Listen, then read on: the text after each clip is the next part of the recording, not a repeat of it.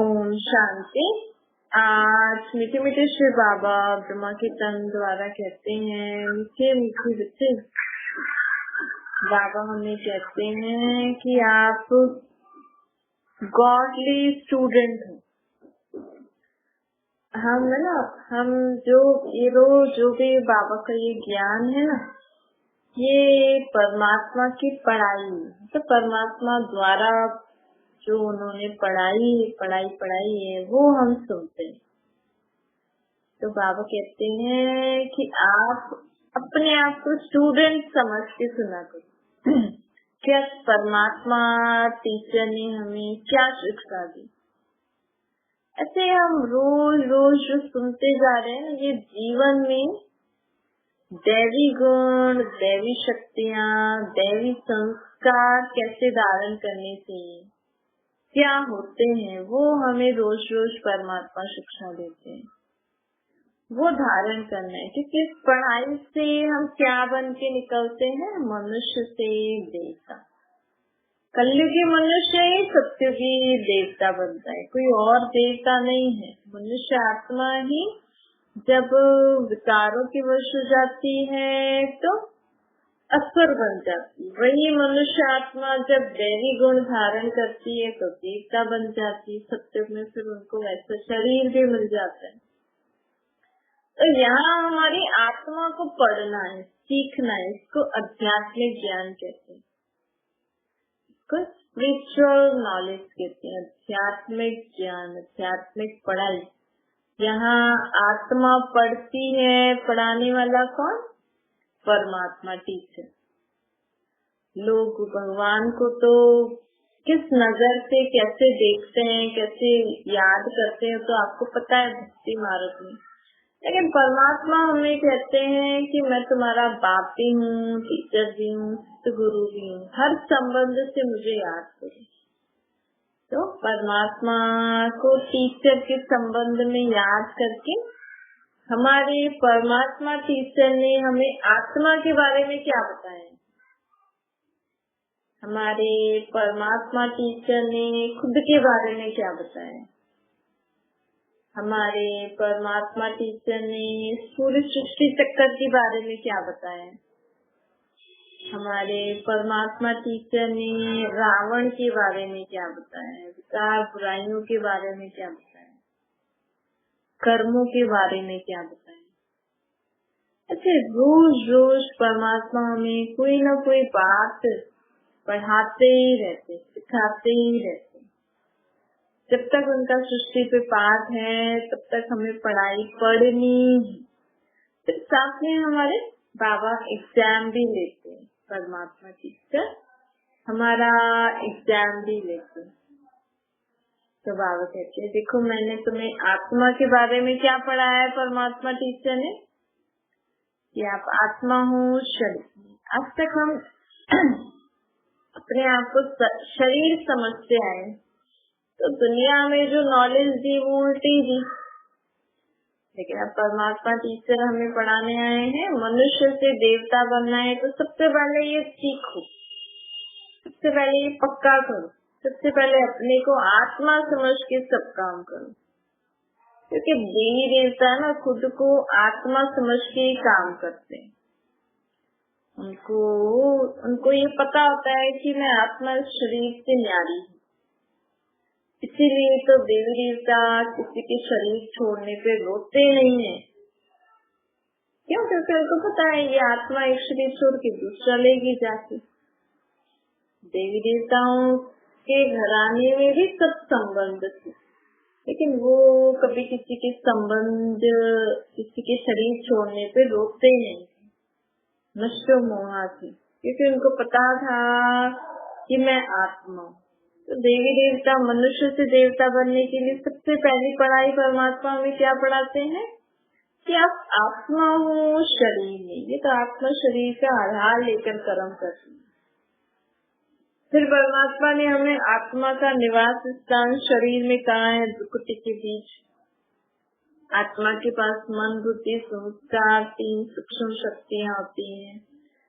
आत्मा छोटी सी 4 बिंदी मिसल व्यक्ति है प्रकृति के बीच में। आत्मा परम धाम से आई है, सृष्टि से परे, चांद तारे सूरज से परे, सृष्टि की दुनिया से भी परे, और निराकारी दुनिया से आत्मा आई है। आत्मा का बाप भी निराकार परम धाम में रहते हैं। फिर आत्मा के बाप के बारे में भी परमात्मा टीचर ने हमें बताया है, मतलब परमात्मा ने खुद के बारे में, अपने बारे में बताया कि आप जिन मूर्तियों के रूप में, जिन ग्रंथ शास्त्रों के रूप में, जिन तत्वों के रूप में, जिस भी रूप में सृष्टि पर मुझे पूज रहे हो, याद कर रहे हो, उनमें मैं नहीं हूँ, मेरा वैसा रूप नहीं। देखो परमात्मा हमें ये पढ़ाई पढ़ाते कि मैं तो ऊपर रहता हूँ, मेरा रूप निराकार ज्योतिर्बिंदु, मैं तुम्हारी आत्मा का बाप हूँ, भगवान नहीं।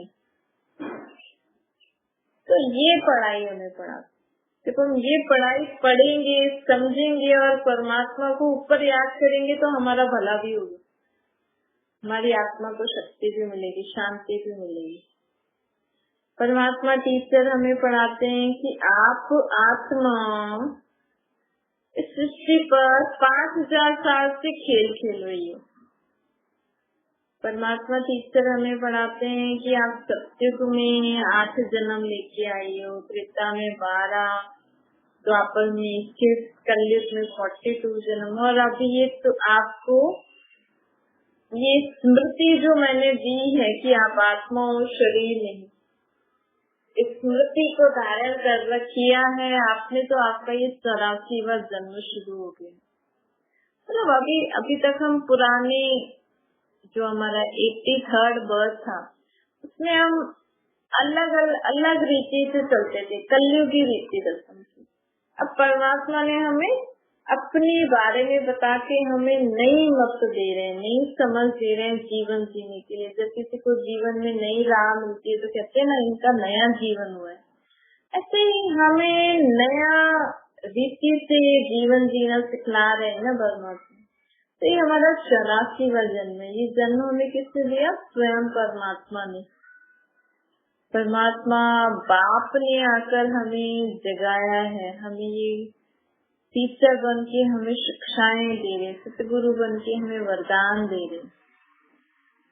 तो परमात्मा टीचर ने हमें ये बताया कि आप तो 5000 साल से सृष्टि पर अलग अलग युगों में खेल के आई हो। अब ये सृष्टि चक्कर का 5000 साल का चक्कर पूरा होने वाला है।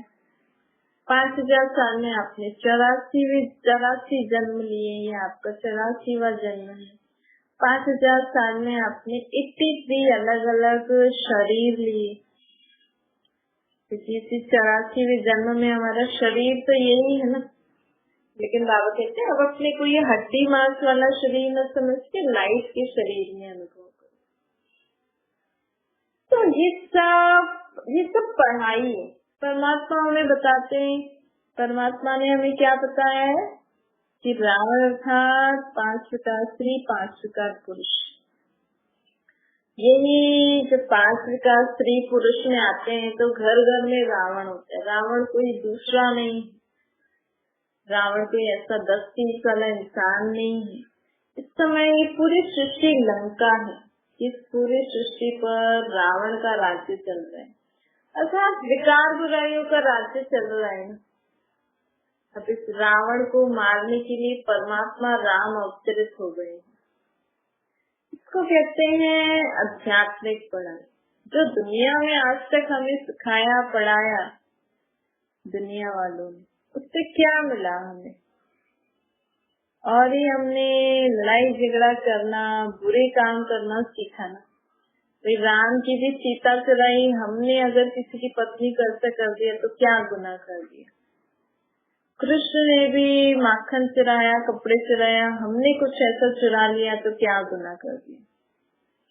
तो दुनिया में, कलयुगी दुनिया में जो होता है उस रीति आई। ग्रंथ शास्त्र भी क्या है? ये पुस्तक है ना, ये बड़े लोगों की पढ़ाई है, ये भक्ति मार्ग की पढ़ाई है। वेद शास्त्र उपनिषद आदि भक्ति मार्ग में बड़े लोग पढ़ते हैं, छोटे भी पढ़ते हैं।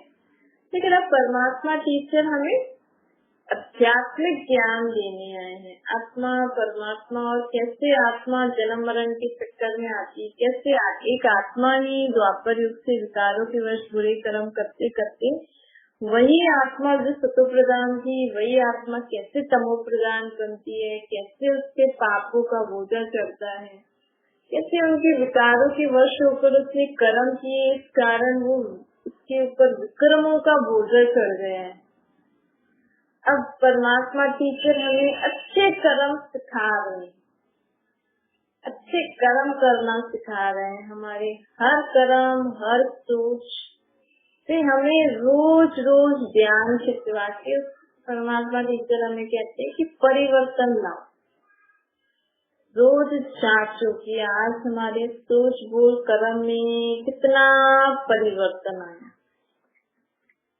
तो ऐसे क्या, जैसे रोज स्कूल में जो बच्चे पढ़ाई पढ़ते हैं तो टीचर से बोलते हैं ना, रोज का चैप्टर रोज रिवाइज करना।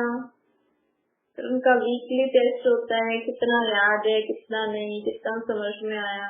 यहाँ पे भी परमात्मा टीचर हमें रोज आत्मा परमात्मा सृष्टि चक्कर कर्मों के बारे में ज्ञान देते देते देते चेक करा रहे हैं कितना समय आप सारा दिन आपने अपने को आत्मा समझा, आत्मा समझ के शरीर से काम कराया, कितना समय आपने मुझे निराकार रूप में याद किया, या अभी तक पुराने रीति से ही मुझे याद कर रहे हो, भयानक भयानक चित्र बना के, जानवरों के चित्र बना के, है ना। आप देखो हमने भगवान को कैसे कैसे चित्र बना के दिए हैं, आपके ऐसे ऐसे चित्र बना के लोग वो रखे हैं आपके बच्चे, तो आप बोलोगे ना मैं ऐसी थोड़ी हो गई, मेरा अच्छा जो मेरा अच्छी चित्र है वो रखो ना। आपको कोई आपको बंदर जैसा मुंह देख के बनाए, मेरी मम्मी ऐसी दिखती है, मेरे पापा ये हाथी जैसा मुंह बना दे, या ऐसे भयानक देवियों के चित्र बना दे, मेरी मम्मी ऐसी दिखती है, मेरी मम्मी ऐसे हथियार लेके बैठी रहती है, तो आपको अच्छा लगेगा।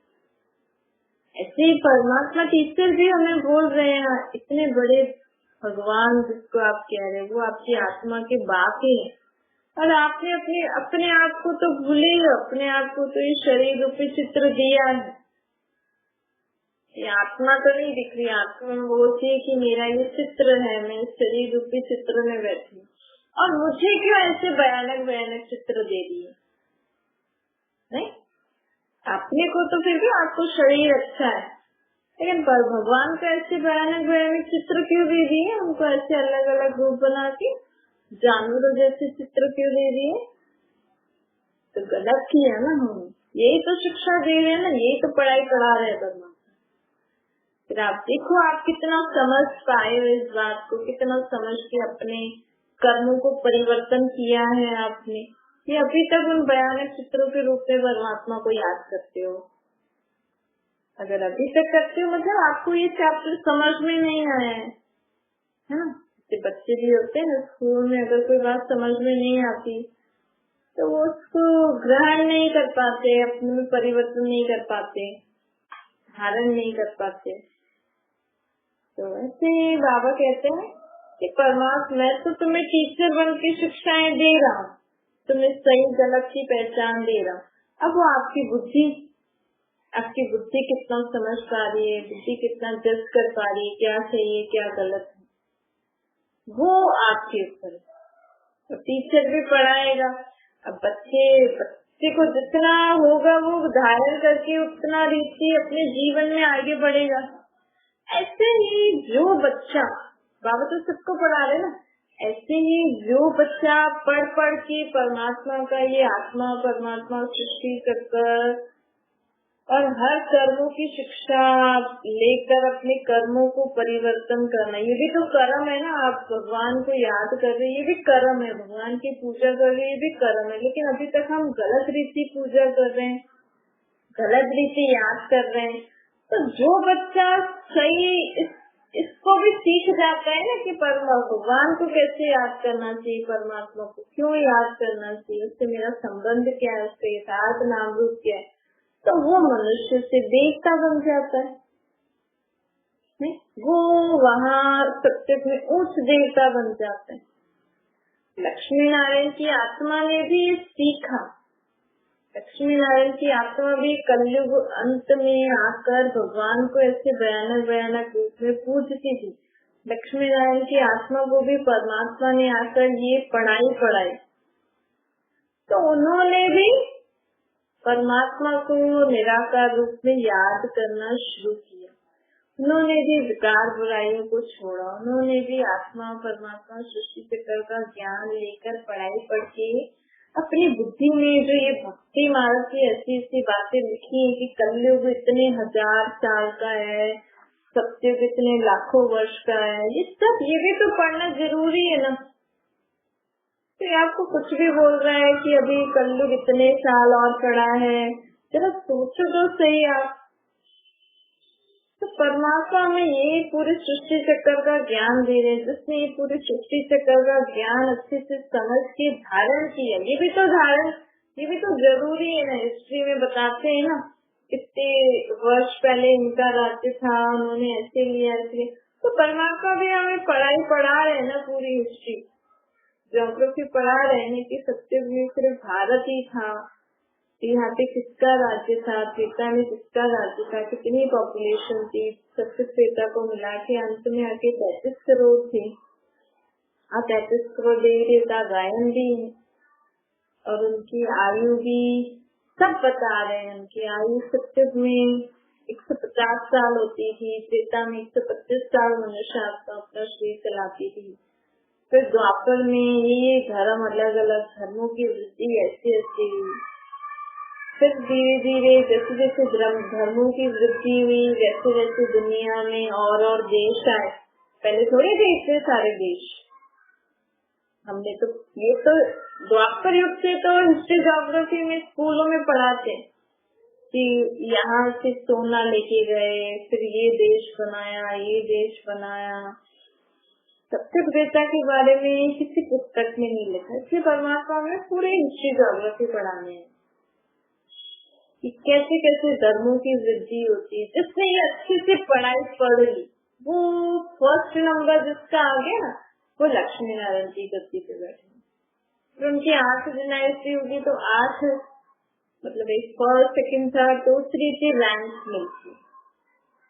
तो परमात्मा टीचर हमें यही सब पढ़ाने आए। ये सब अगर हमने अच्छे से पढ़ लिया ना, आत्मा कैसे अपने मन बुद्धि संस्कार को अपने कंट्रोल में करके चले, कैसे अपने शरीर को ठीक रीति चलाए। अब देखो बड़े बड़े लोग हो जाते हैं, बच्चे बड़े बड़े हो जाते हैं, उनको अपने टाइम पे उठना नहीं आता है। टाइम से सोना उठना, शरीर को क्या खाना देना है, क्या, ये सब बातें स्कूल में नहीं सिखाई जाती है ना। कि आत्मा को ये भी, लोगों को ये भी सिखाना चाहिए ना। बड़े होते हुए भी माँ बाप उनके पीछे पड़े रहते हैं, उठो सो, ये खाओ ये पियो। तो परमात्मा में सब प्रकार, आत्मा में इतनी नॉलेज बढ़ देती, इतनी शक्ति बढ़ देते हैं कि आत्मा स्वयं ही टाइम पे शरीर को सुलाना उठाना, क्या खिलाना क्या पिलाना, कैसे रहना है, सब आत्मा में शक्ति आ जाती है, ज्ञान आ जाता है, गुण आ जाते हैं। कोर्स में ये थोड़ी पता पढ़ाते हैं सहन शक्ति कैसे धारण करनी चाहिए, समाने की शक्ति। दुनिया में ऐसे स्कूल है कोई? सदा शांत कैसे रहो, सहन शक्ति कैसे धारण करें, जो कुछ भी जीवन में जरूरी होता है। आज बच्चे सिर्फ पढ़ाई कर रहे हैं बुक में, वो भी उनको धारण हो रही क्या नहीं। बाकी सारा दिन तो माँ बाप कितना परेशान हो जाते हैं। कभी झूठ बोल रहे हैं, कभी शैतानी कर रहे हैं, कभी मस्ती कर रहे हैं, कभी ऐसा वैसा। ये सब शिक्षाएं कौन दे उनको? ये कहते हैं आध्यात्मिक ज्ञान, इसको कहते हैं स्पिरिचुअल नॉलेज। तो बच्चों में क्या, बड़ों में भी कमी रहती। तो परमात्मा टीचर इसलिए हमें ये सब वैल्यूज के बारे में भी पढ़ाने हैं। जीवन में हमें सबका आदर सम्मान कैसे रिस्पॉन्सिबल होना चाहिए, ये सब शक्तियाँ गुण समझ हमारे अंदर धारण कराने हैं। इसलिए हमेशा याद रखो कि मैं परमात्मा का स्टूडेंट हूँ और परमात्मा टीचर हमें क्या क्या पढ़ा रहे हैं, उनको मैंने कितना धारण करके अपने जीवन को परिवर्तन किया है। देखो यहाँ भी कई लोग होते हैं ना जिनमें अच्छे गुण संस्कार होते हैं, तो कहते हैं ना ये तो जैसे देवता है। कोई बच्चा है या कोई बड़ा, ऐसे लोग जो होते हैं टाइम पे उठे, टाइम पे सोए, मॉर्निंग में पूरा शरीर का भी ठीक रीति ध्यान रखें, उनको अच्छा पर्सन कहा जाता है। सिर्फ पढ़ाई लिखाई धंधे में थोड़ी, अपने शरीर को भी हमें कैसे मेंटेन रखना चाहिए, तभी तो सबसे 150 साल तक आत्मा अपने शरीर को चला सकेगी। तो वो पढ़ाई अभी तो पढ़नी है हमें कि आत्मा में ये भी गुण संस्कार, ये भी समझ होनी चाहिए, वो भी पढ़ाई हमें परमात्मा पढ़ा। इसलिए हमें सदा याद रखना चाहिए कि मैं गॉडली स्टूडेंट हूँ।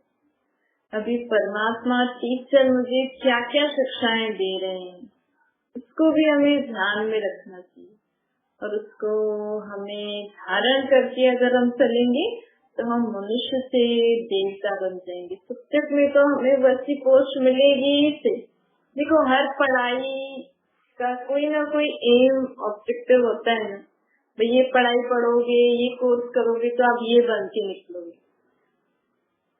तो ये जो परमात्मा हमें पढ़ाई पढ़ा रहे हैं, इसको अच्छे से पढ़ने से, अच्छे मार्क्स लाने से हम क्या बन जाएंगे, मनुष्य से देवता। तो अब सदा याद रखो कि परमात्मा की पढ़ाई ना ये आत्माओं को पढ़ा रहे हैं, शरीर को नहीं देखते। ये लोग सोचते हैं हम तो बूढ़े हो गए अब क्या पढ़ेंगे, लेकिन आत्मा थोड़ी बूढ़ी होती, आत्मा तो सदैव जवान ही होती। तो आत्मा में तो समझ कम ज्यादा होती है, वो उसकी बुद्धि के हिसाब से। तो आत्मा तो बाबा कहते शरीर को नहीं देखो, मैं आपकी आत्मा को देख के पढ़ा रहा हूँ। अगर आप अपने को आत्मा समझ के पढ़ोगे ना तो आपको धारण हो जाएगी। देखो ब्रह्मा बाबा जिनके शरीर में शिव बाबा आए थे, तो उनकी 7 वर्ष की आयु के समय आए थे। जब उस शरीर की 7 वर्ष की आयु थी ना, तो सोचो उनके बुढ़ापे के समय परमात्मा ने उनमें प्रवेश करके उनके शरीर में प्रवेश किया, तो वो तो उस समय कैसे बोलते कि मैं अब क्या सीखूंगा, मैं थोड़ी पढ़ सकता हूँ, मैं तो बूढ़ा हो गया हूँ। आप किसी बच्चे के शरीर में आओ ताकि वो आपकी परमात्मा ने तो नहीं कहा। 7 वर्ष की बात तो लोग अनुभवी हो जाते हैं। तो जो लोग शरीर से भले एक बड़ी होगी, लेकिन आपकी आत्मा ने तो इतना अनुभव ले लिया, तो आप इस ज्ञान को अच्छे से सुनोगे, समझोगे, इस पढ़ाई को पढ़ोगे ना, आप जल्दी से समझ जाओगे, क्योंकि आपको बहुत अनुभव है ना। इसलिए शरीर को नहीं देखो, आत्मा को देखो कि मैं आत्मा को परमात्मा पढ़ा रहे हैं और मुझे परमात्मा कह रहे हैं कि आपको अपनी सोच को ऐसे परिवर्तन करना है, गोल ऐसे परिवर्तन करने हैं, कर्म ऐसे परिवर्तन करने हैं, अपनी चाल चलन स्वभाव संस्कारों को परिवर्तन करते जाओ। अच्छा मेरे सिकले के बच्चों प्रति माता पिता बाप दादा का याद प्यार और गुड मॉर्निंग। रूहानी बाप के हम सभी रूहानी बच्चों को नमस्ते। हमारे भी रूहानी माता पिता बाप दादा को याद प्यार गुड मॉर्निंग और नमस्ते। वरदान है योग की करंट की वाइब्रेशन द्वारा किले को मजबूत करने वाले यज्ञ रक्षक बनो। बाबा कहते हैं जैसे हम अपनी जो बाबा ने ये परिवार रखा है, मतलब बाबा की फैमिली भी है, ये स्कूल भी है, कॉलेज भी है। तो हम क्योंकि हमें परमात्मा ने नया जन्म दिया है, नई स्मृति देके, तो हम हो गए ब्राह्मण फैमिली वाले। तो अभी सृष्टि पर जितनी आत्माओं ने परमात्मा का ज्ञान लिया और परमात्मा को याद करके चल रहे हैं, तो वो एक फैमिली मेंबर बन गए। तो परमात्मा कहते हैं कि आप मुझे याद करके, जैसे आपकी देह की छोटी सी फैमिली होगी, माँ बाप बच्चे आदि जो भी होंगे, आप अपने हद के परिवार को ध्यान रखते हो ना, कहीं कोई इधर उधर ना चला जाए किसी संग में।